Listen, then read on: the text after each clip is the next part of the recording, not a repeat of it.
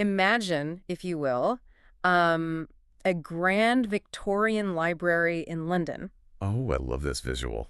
Right. Picture towering, floor-to-ceiling mahogany shelves. You've got, like, dust motes dancing in these thick shafts of sunlight, and there is this prevailing atmosphere where craftsmanship is just absolutely everything. Mm, Code quality is the ultimate, mm. unspoken objective in this room.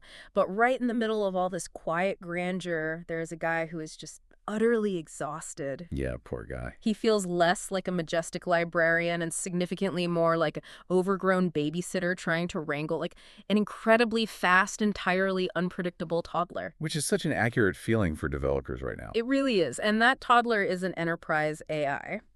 So today, in this deep dive, we are looking at the invisible architecture, keeping that AI from basically burning down the library. It's a brilliant contrast, honestly. You have this setting of immense quiet dignity and then the highly chaotic, highly iterative reality of modern machine learning just crashing right into it. Exactly. We're pulling this whole scenario from a truly fascinating piece by Aaron Rose over at tech-reader.blog. It's titled The Secret Life of Azure the Guardrail.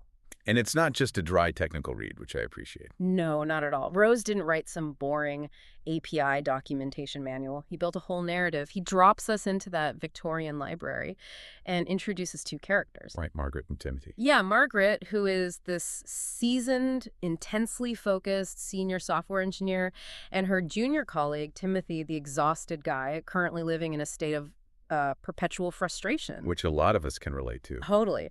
Our mission today is to uncover exactly how tech developers are keeping these massive AI models from going off the rails, but doing it in a way that doesn't completely destroy the model's usefulness, or bankrupt a company in compute costs. And that tension is really the core of the entire industry right now. I mean, whether you are deploying a custom internal tool for a Fortune 500 company, or just integrating a basic summarization feature into a consumer app, you're dealing with the exact same architectural bottleneck that Timothy is facing. Right.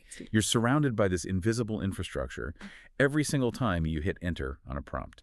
So let's start right where Timothy's headache begins. He's sitting at his mahogany desk, and he is staring at this dashboard called the approval gate. The dreaded approval gate. Yeah, and on this gate, there is a scarlet light that just says, pending, and it is flickering nonstop. Oh, man. He is spending his entire morning desperately fixing these tiny, toxic, or off-topic outputs that the model is trying to generate. It's just endless. It is. He tells Margaret, and this is a direct quote, that he feels like he is constantly catching a toddler before they run into the street. Yeah. He wants to know if they can just stop the machine from even thinking the dangerous thought in the first place. Well, it's the ultimate dilemma of what Margaret calls reactive governance.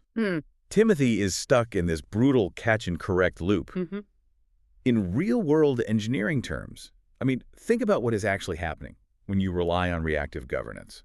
A user sends a malicious or out-of-bounds prompt. Right. The main large language model, which is incredibly massive and expensive to run, starts generating a response. It might generate 2, 3, maybe 400 tokens of text before a back-end filter suddenly wakes up. Oh, wow. Yeah, it realizes the output is violating a safety policy and abruptly kills the generation. Okay, let's unpack this. Because relying purely on catching bad output right before it hits the user is a fundamentally broken strategy. It really is. Think about it like a steep cliff on a hiking trail, right? Relying on output filtering is essentially parking a fleet of ambulances at the bottom of the cliff. Just waiting for the disaster. Exactly, just waiting for people to fall off so you can patch them up. What Timothy is asking is, why don't we just build a sturdy fence at the top of the cliff? And beyond just the safety aspect of that, parking those ambulances is incredibly expensive. In Silicon Valley right now, compute is money. Right, those GPU cycles aren't cheap. Not at all. Every token that the LLM generates before the system decides to block it represents wasted API costs.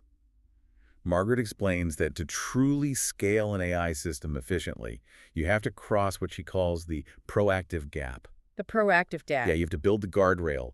You move entirely into the realm of prevention and constraint, essentially stopping the generation before it even hits the main model. Which is a beautiful concept, but how do you actually build a fence out of math and code?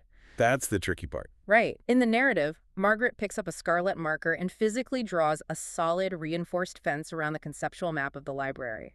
This introduces our first major architectural concept, the safety envelope. Yes. The safety envelope defines the absolute boundary of what off-limits actually looks like. And Margaret achieves this by implementing something called a system meta prompt. Oh man, I hear system meta prompt and I immediately think of those leaked prompt instructions you see on Twitter. Oh yeah, the jailbreaks. Yeah, where people trick a chatbot into spitting out its original, secret instructions. It's the foundational rules of the game. Exactly. The text gives us the specific example Margaret uses. Her meta prompt says, "You are a librarian. You do not discuss politics. You do not give medical advice." It's very clear. Very. And by injecting that into the system, she defines the architectural boundaries of the library's voice. In practice, a system meta prompt operates as this invisible context window. Before the user's prompt is even processed by the model, these foundational instructions are prepended. Okay. It fundamentally alters the latent space that the model is operating within. Here's where it gets really interesting, because as someone who follows this space pretty closely, I have to push back on Margaret's strategy here a bit. Okay, let's hear it. If you hard code a rule that says do not discuss politics, doesn't that sort of break the model's usability? Well, if a high school student asks this library system to explain a historical government policy like the New Deal, is the AI just going to freeze up? Ah, I see what you're saying. Right. Drawing that thick scarlet line seems like he would make the AI so rigid and terrified of breaking the rules that it becomes basically useless to a real user. Your concern is completely valid, and honestly, it is the exact reason why early keyword blocking filters failed so spectacularly in the past. Right, they just blocked everything. Exactly. But we have to look at the mechanics of how a modern meta prompt actually functions. The genius isn't the negative constraint. It's not the phrase, "do not discuss politics." Oh, really? No, the genius is the positive enforcement of a persona. You are a librarian. So it's basically role play. It is mathematical role play. When you tell a large language model it is a Victorian librarian, you are drastically shifting its token probability distribution.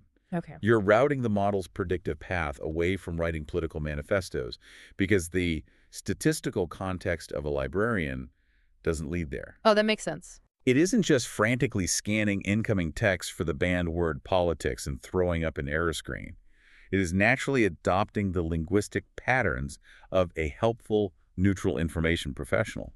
Got it. It stops the out-of-bounds thought at the root because, well, the librarian wouldn't scream a political manifesto anyway. So it's less about putting duct tape over the AI's mouth and more about giving it a highly specific job description to fulfill. Precisely. But even with a perfectly tuned persona, there's still got to be friction. Like if the model is so deeply constrained by this persona, how does it parse nuance? Right, because language is messy. Yeah, and Timothy spots this exact flaw in the narrative.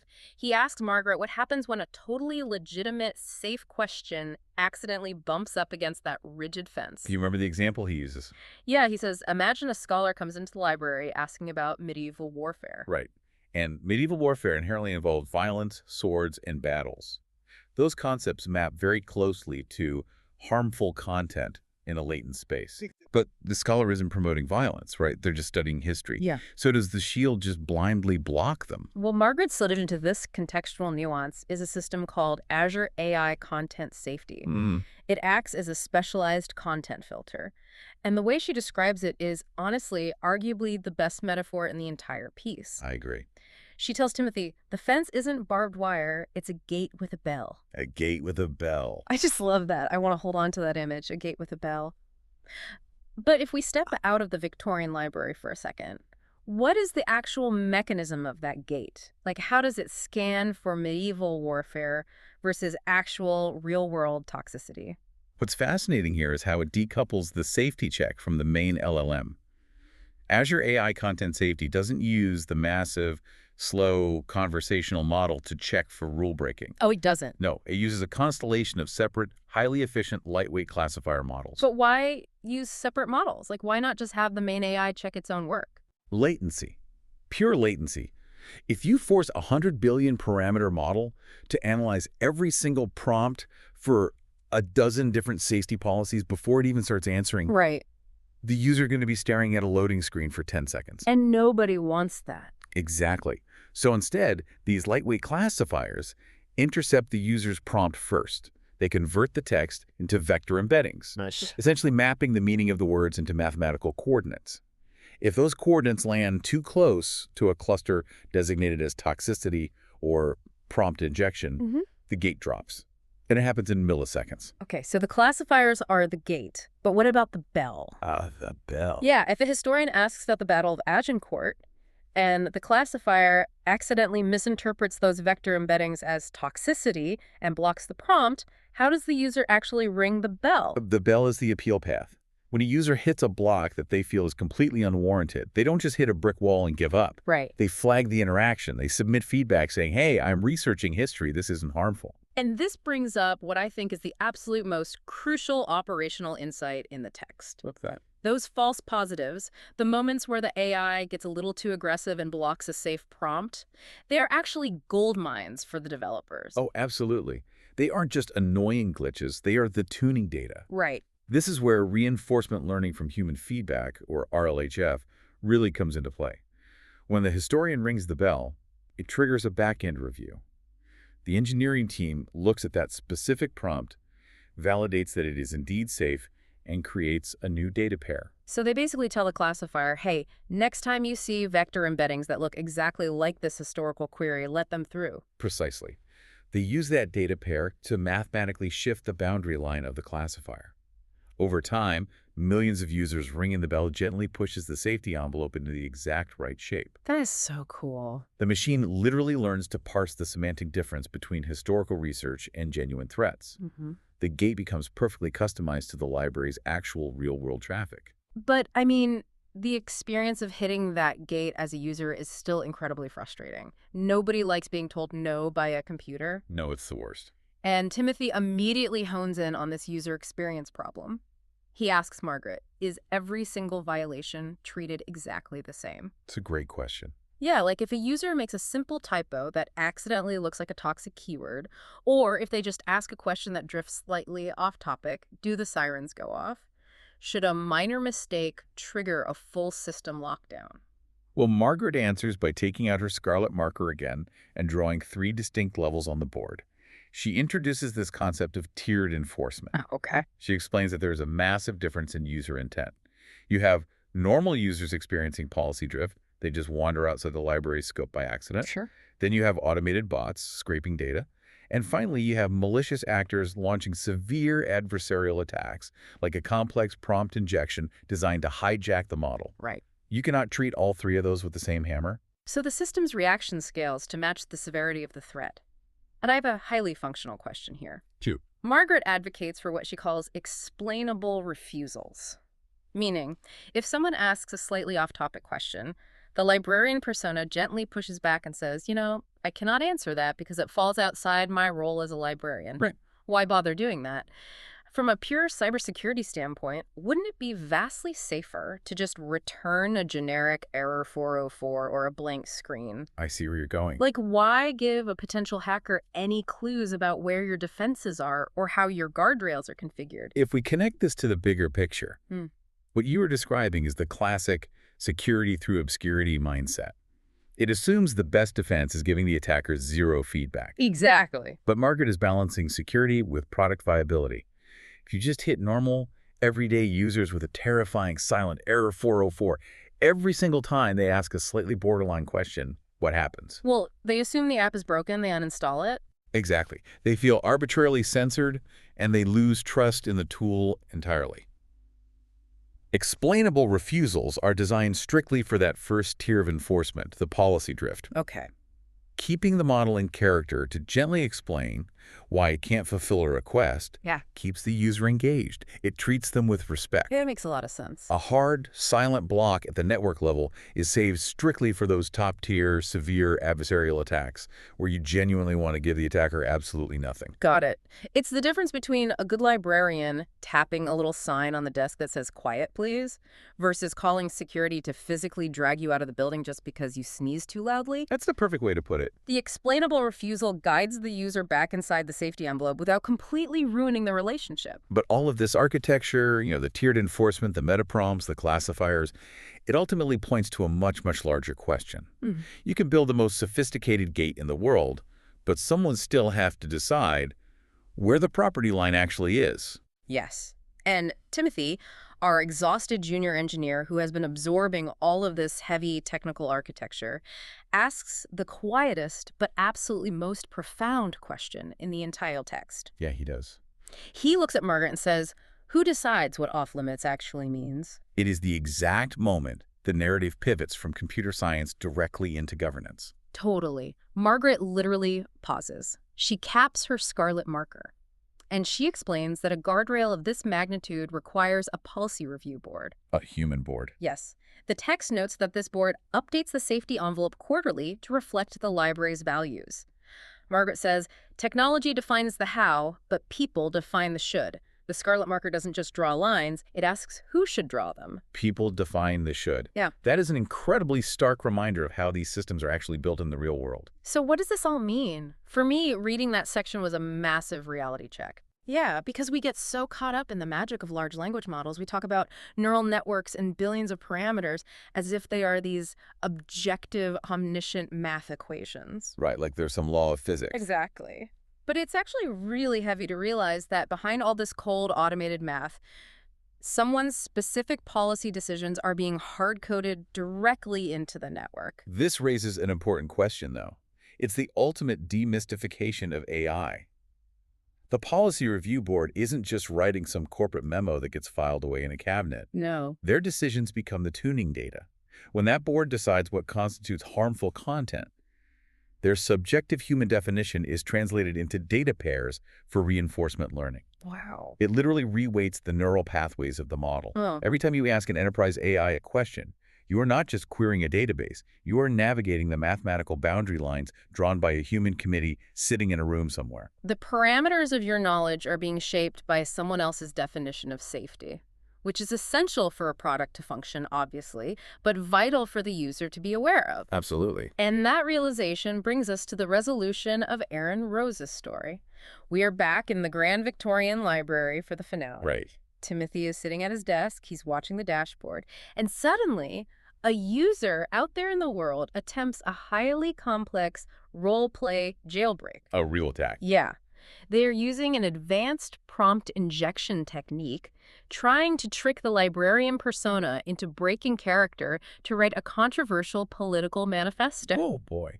And remember, at the beginning of the text, an attack like this would have had Timothy scrambling to catch the toddler before it ran into the street. But this time, the proactive gap has been crossed. The architecture is already in place. Exactly. The Azure Content Safety Classifiers intercept the prompt before it ever reaches the massive large language model. The vector embeddings trigger the anomaly detection, identifying the adversarial jailbreak instantly. The scarlet pending light on Timothy's desk stays entirely dark. I love that detail. The system doesn't generate a single token of the political manifesto.